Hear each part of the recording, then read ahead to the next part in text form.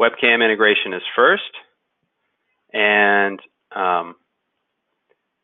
what I need to do is enable the webcam in my browser. By default, a browser is going to block access to your webcam so that it can't be used against you, I guess. And this is stored in your browser settings. And when an application is trying to use your webcam, it'll prompt you with a dialog. What I'm going to do is I'm going to manage this and go into my Chrome settings. Let me reload the page here.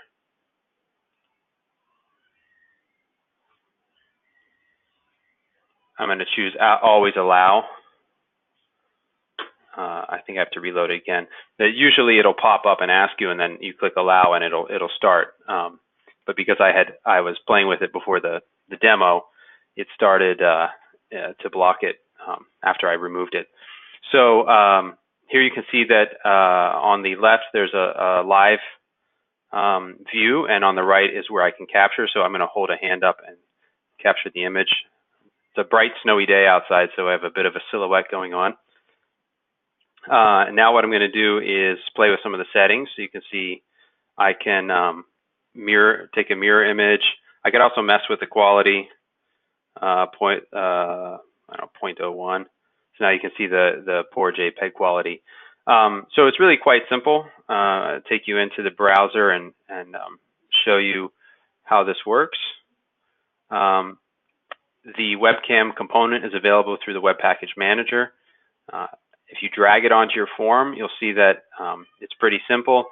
There's a callback that you want to hook up. It's called get base 64 data, and this hooks up to an event. Oh man, something. Well, I'll show it to you in the slide. There's something going on with Eclipse. I can see that probably I should restart it.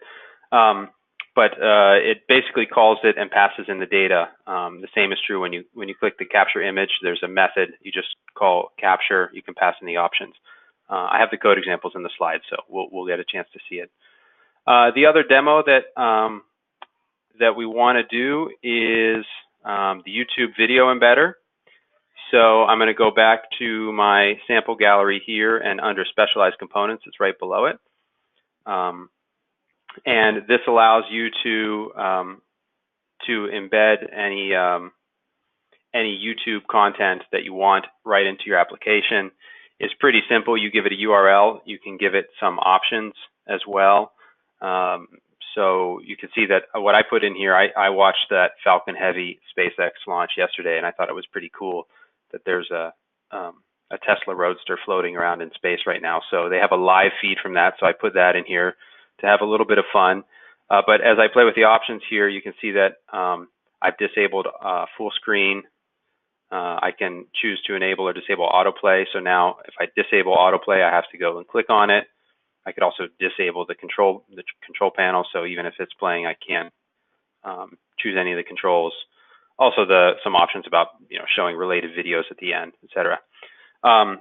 This is, again, pretty easy to set up. You just drag the component onto the form, and then you start. You can just play with the properties. You could set the URL and set the options. In Designer, it looks like this. We put the component on the form. You can see that you could put the URL in as a property straight away, and some of those settings as well. But you can also work with them programmatically, which is what I was doing when I bound them to these switch boxes here. If we go in and look at the code, geez, why is this happening now? It looks like none of the code in Eclipse is showing. I think it must do with the GoToMeeting, because it was just working right before I started broadcasting. Let me do a refresh in the Navigator. No, it's not working. Oh well, I have code samples in the slides. We'll move on. The next demo that we wanted to show was the new slider components. So I'll come in the common components here in my micro samples and go down to slider. And this is a new component, which is kind of neat, I think, because it gives you the option to do 1 or 2 values. So you can see that right here I have 2 input fields that are bound to 2 form variables. And typically a slider only binds to 1 variable, and you can see that in the top example here we have it's changing the lower bound. But this slider you can bind to 2 variables, upper bound and a lower bound. And so if I go on the second one, you can see I'm changing the min and the max. So that's nice, in particular for things like filters. If you want to have a min price, max price, date, or something like that, it's good to have an upper bound and a lower bound option. You can see in the third slide bar here, we have a value list, which is sort of tied to a tick interval, so that as I slide through, I can display values for different breakpoints. The next slider here does something interesting. It can change the color of the slide based on the value. So there's a way you can plug in a function to change the slide value. So you might want to have the slider go from green to red or something as it, as you get into a higher value or something like that. It's fully customizable via CSS. So you can see the lower one, we've changed the slider image and then some of the colors and sizes of the ticks. Over here on the right, it's just showing some of the values that you can set, and you can set these directly on the component at design time, or you can programmatically set them as well. So, for example, I could make the upper bound something like 150. It's not hooking up right now. It was working. You can. Yeah, none of these are working. That's interesting. As you change these, you can try it out on the demo site yourself. You can show and hide ticks. You can change the intervals. So anything that you can do at design time, you can do programmatically through the API. Of course, you can invert your slider and make it vertical. I'm going to assume that I still have the same problem when I try to show code here.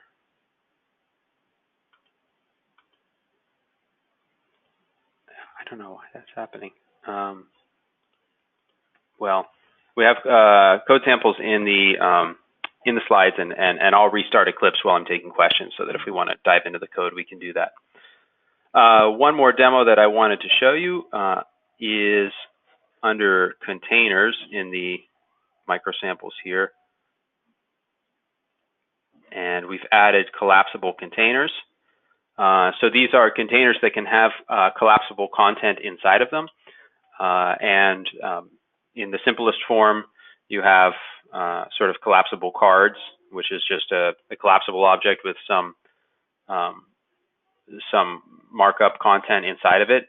You'll notice that there's this accordion mode here too. So if I don't have that on, you can see that I can have, if I don't have that on, only one component is collapsible at a time. I think now I have to turn it off. Now it'll do it. Yeah, there we go. Sorry, if I don't have it on, both are expandable at the same time. But if you do have it in accordion mode, then only one can be expanded at a time, working like an accordion container. Over here in the next sample, it's essentially the same thing, except for we're doing a bit of CSS with the markup. So these are, again, just static cards inside, and you can see that we've applied a bit of styling to change the look and feel. Also, down here, I'm going to handle the click event with a function, and I'm just showing a dialog here. So you can handle a callback when a card is clicked, and then take some action. So cards are for showing sort of static content, but the collapsibles can also contain real forms. So on the third example here, you can see this is a form that's just been designed, and it, has a button inside, and we have another version of that form, some static markup that we put in there, but that again is mixed in with the forms. So you can do cards, which are essentially containers for markup, and you just inject the markup right into the card, or you can actually take a form and design it, and then that way you can handle all the logic inside the form. You can also programmatically build these things, so you can drag them on a form, but If you want to put a collapsible on your form and then dynamically start adding content to it, you can. So it doesn't have to be all laid out at the beginning. So I am going to jump over and do a quick recap of what we saw. And in the meantime, I'm going to restart my IDE so that if we want to, we can get into some of the code, because I don't know what was going on with the display of the source code. All right. So just a quick recap of these 4 demos. We started with webcam integration. The first thing you want to do when you're using it is to allow access. Now, we made this easy because it just prompts for that when the component shows.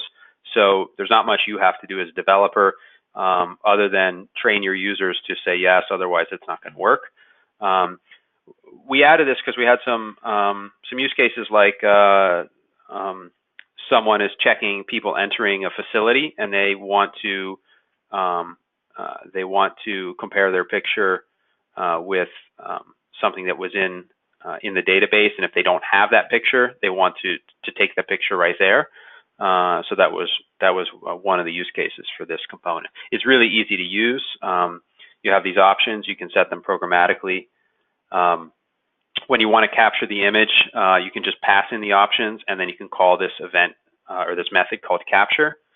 And then you can see at design time, we handled the callback, which passes the data back, and you can put that directly into an image data provider if you want to see it on the screen, or you could store it to a database column.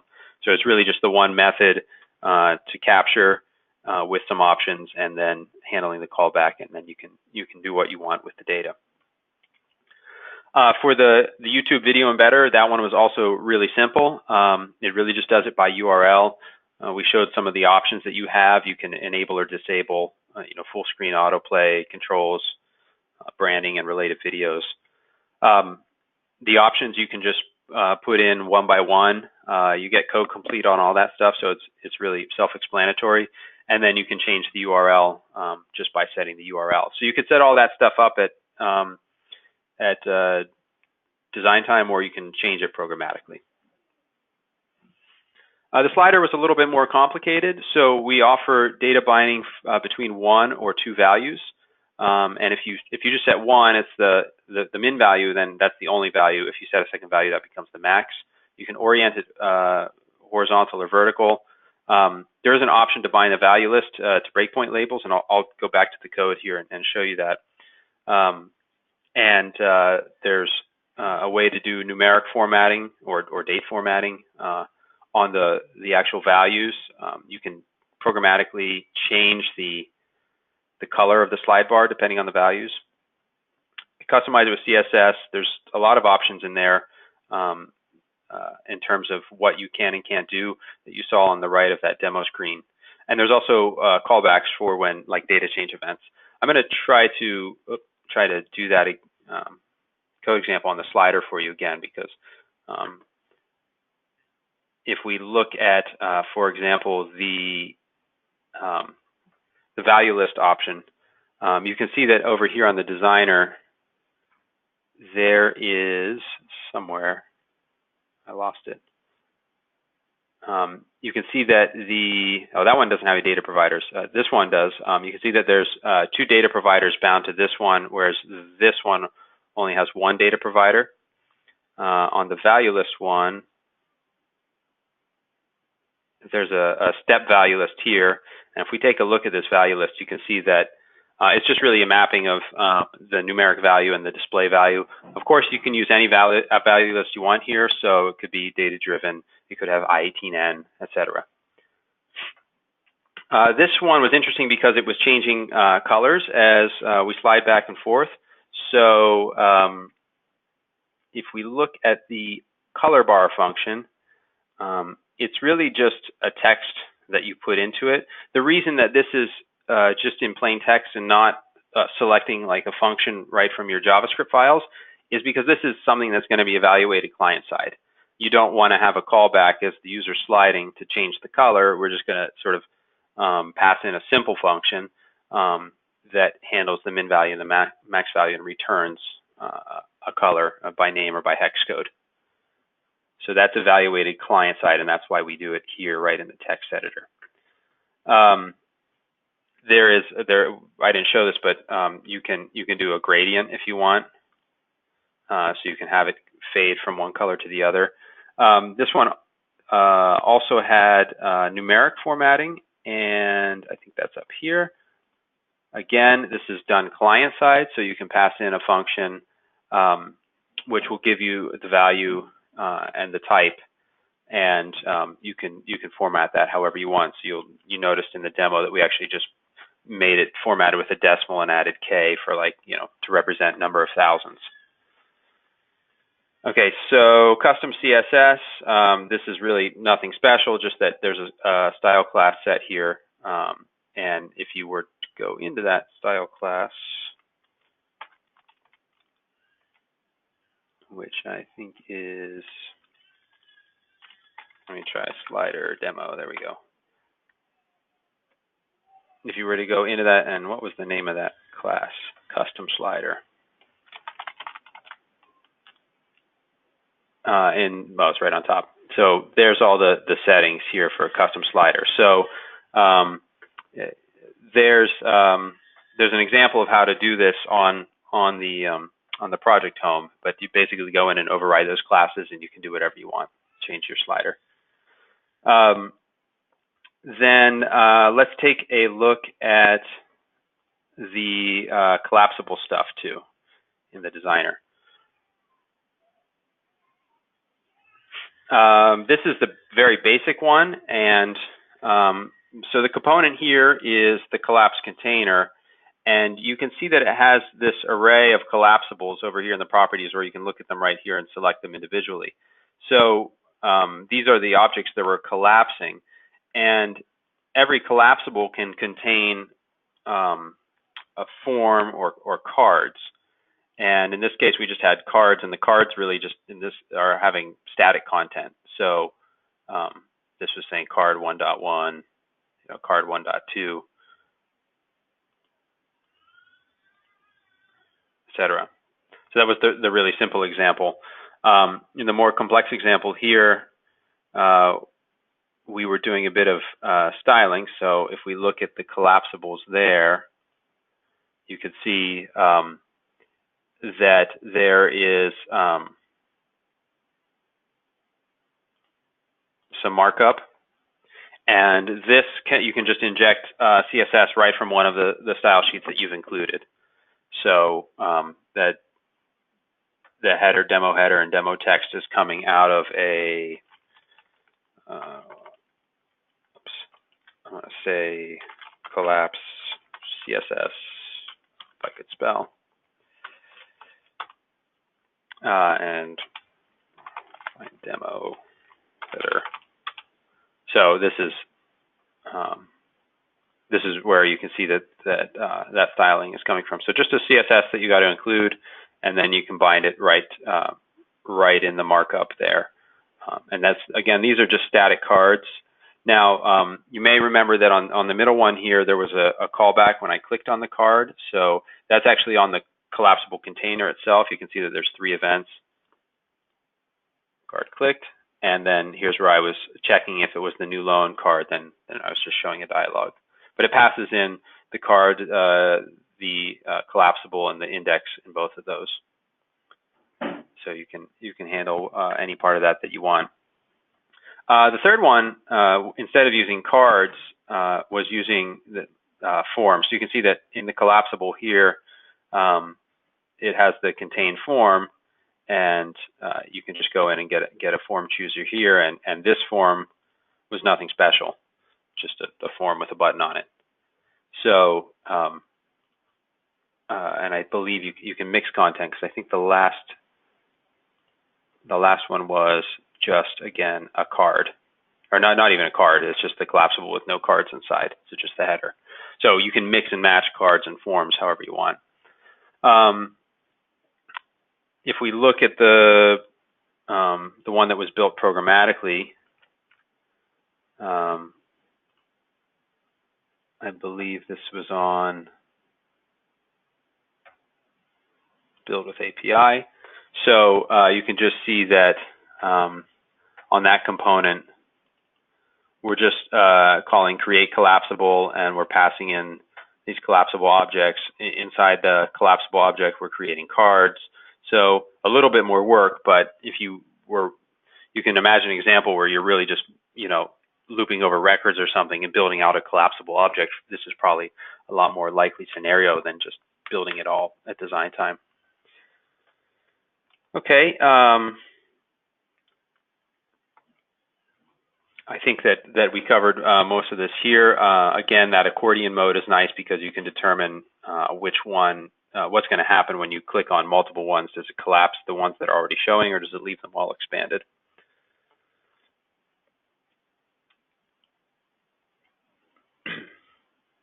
This was the callback event. We had a look at that.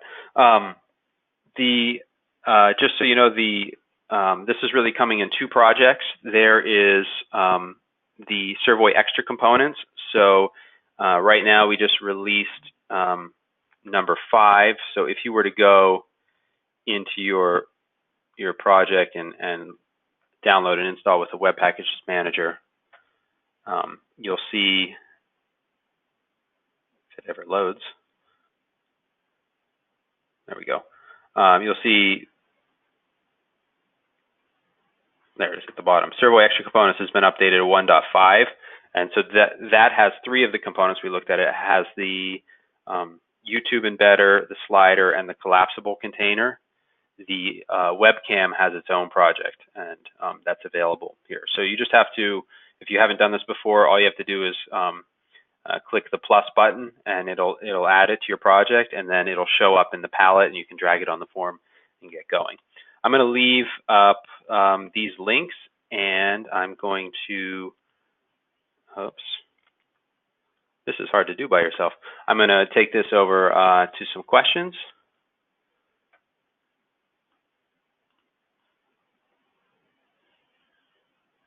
Give me a second here.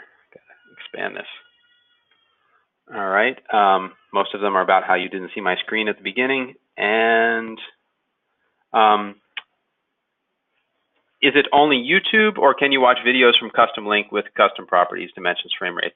Right now, this is only YouTube. So if you're looking at a YouTube video, there's always the option to get the YouTube embed link. So it's not the URL of the video. There's a separate URL that looks very similar that is for embedding the component. So yeah, it's only YouTube. Can the cards collapse sideways instead of up and down? I don't think that that's possible, but we could look into it. And can the collapsibles be done in responsive? The answer is yes. You can also do the collapsible containers in responsive layout. There is a responsive height, min height, I think it is, for any of the content there, so you can set what the responsive height is going to be. Okay, well, that handles all of our questions. We'll be back again in 2 weeks. Next, we're going to try to announce more of the topics in advance. It's kind of hard to plan all of this, but we're working hard on it. So 2 weeks from now, we're going to meet again, and we hope to be able to show you something we've been working on, which allows you to do browser to desktop integration. So things that are formally impossible in a browser, like access to the file system, access to hardware, printers, scanners, COM ports, that kind of thing. Those are typically impossible to get to from a browser. We have a mechanism for doing that, and we're going to show that to you in 2 weeks. So thanks, everyone. Again, we record this. We're going to post it on our website, and we will post all of the content, the links, the slides on the forum channel that we have dedicated for this. And I hope that you post questions and feedback there. Thanks, everyone. Goodbye.